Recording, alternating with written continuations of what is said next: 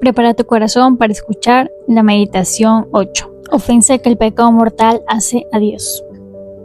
Todavía hoy, mi querida Diositea, has de meditar sobre la injuria que el pecado mortal hace a Dios, pues nunca llegarás a penetrarte demasiado en la idea de que no hay nada tan horrible y espantoso como el pecado mortal. Como en la meditación anterior, rinde tus homenajes de respeto, de amor y de agradecimiento al Espíritu Santo. Considera con atención qué injuria hace el pecado mortal a toda la Santísima Trinidad. Primeramente, hija mía, el pecado mortal destruye el alma culpable, la imagen del Padre Celestial.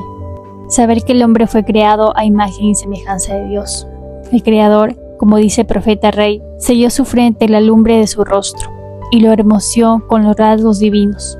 Todos sus hijos al venir al mundo debían traer consigo esa semejanza celestial. Pero hay el mismo pecado que la borró de nuestro primer padre, el día fatal en que éste desobedeció las órdenes de Dios. Nos la arrebató al mismo tiempo a nosotros. Sin embargo, Diositea, la sangre de Jesucristo te la ha devuelto en el baño sagrado del bautismo. Y al salir del lugar santo, la imagen del Padre se refleja en tu corazón, como las facciones del semblante a través de un espejo. Los ángeles no eran más hermosos que tú, y llenos de admiración se decían unos a otros: ¿quién es esa criatura nueva que brilla adornada como nosotros, con todas las gracias del cielo? Estas gracias y estos encantos, Diositea, los tienes aún si vives en el amor de Dios. Pero si el pecado mortal ha penetrado en tu corazón, sí, semejante a un reptil inmundo, derrama aquel todavía en él su veneno. Hay entonces la hermosura imagen de Dios, aquella destruida en ti, y la gracia de la inocencia se convierten en una fealdad espantosa.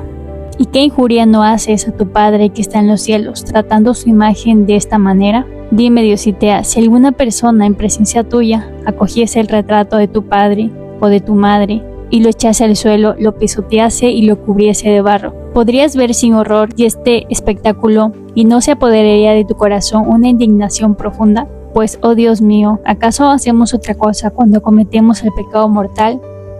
¿No cubrimos de barro nuestra imagen celestial? ¿No borramos vuestro retrato? ¿No destruimos en nosotros vuestras facciones adorables? A esta injuria hecha al Padre, unamos la del pecado mortal que hace el Hijo. Y por el bautismo, Diositea, hemos llegado a ser, según la sublime doctrina de San Pablo, miembros de Cristo. Por consiguiente, participamos de su vida divina, del mismo modo que los miembros del cuerpo humano participan de la vida de corazón que los anima. Pero cuando el pecado mortal entra en el alma, cuando este veneno fatal se infiltra en ella, la vida de Jesucristo queda destruida al momento. Esta alma queda convertida en un miembro paralizado al cual la sangre ya no vivifica. Muere y una muerte 1000 veces más horrorosa que la del cuerpo.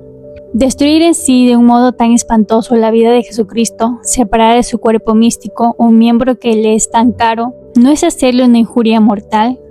Te ofendería sin duda cruelmente la persona que violentamente separase un pie o una mano del resto de su cuerpo, y dejarías tú de ofender a Jesucristo arrancándole de ese modo uno de los miembros por el pecado mortal. Tal vez este pensamiento, Diositea, no se te había ocurrido nunca. Detente en él algunos instantes. Por último, el pecado mortal ofende al Espíritu Santo, profanando su santuario. ¿No sabéis, decía el apóstol San Pablo, que sois templos del Espíritu Santo? Sí, Diositea. La unción santa que hemos recibido en el bautismo nos ha consagrado como a santuarios del Dios de amor. Entonces, este divino Espíritu ha bajado a nuestro corazón para hacer de él su mansión de delicias. El fuego sagrado de la caridad que arde sobre este altar interior, los deseos santos, los afectos piadosos que le adornan, como otras tantas piedras preciosas, le convierten para él en una morada llena de encantos. Pero en cuanto penetra en él el pecado mortal, todo cambia repentinamente. El fuego sagrado se apaga y no despide sino un humo negro y espeso. El brillo del oro y de los diamantes oscurece, el altar del Señor queda derribado. El Espíritu Santo se aleja consternado, pues no puede haber sociedad entre Jesucristo y Belial. Y cuando la iniquidad penetra en un alma, dice la sabiduría, el espíritu de pureza y de inocencia no puede permanecer más en ella. Qué triste y doloroso espectáculo, Diositea.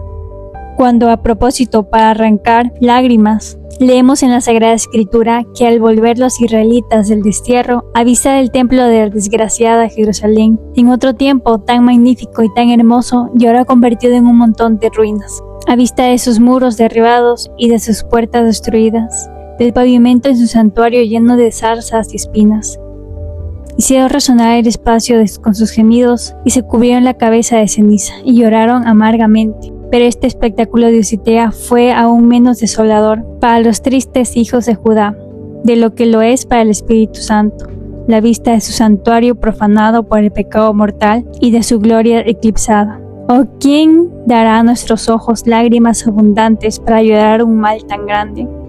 Un mal que destruye la imagen del Padre, mata a los miembros del Hijo y profana los templos del Espíritu Santo. El mundo tan trastornado, los elementos confundidos, todas las criaturas aniquiladas, ¿no sería un mal comparable al del pecado?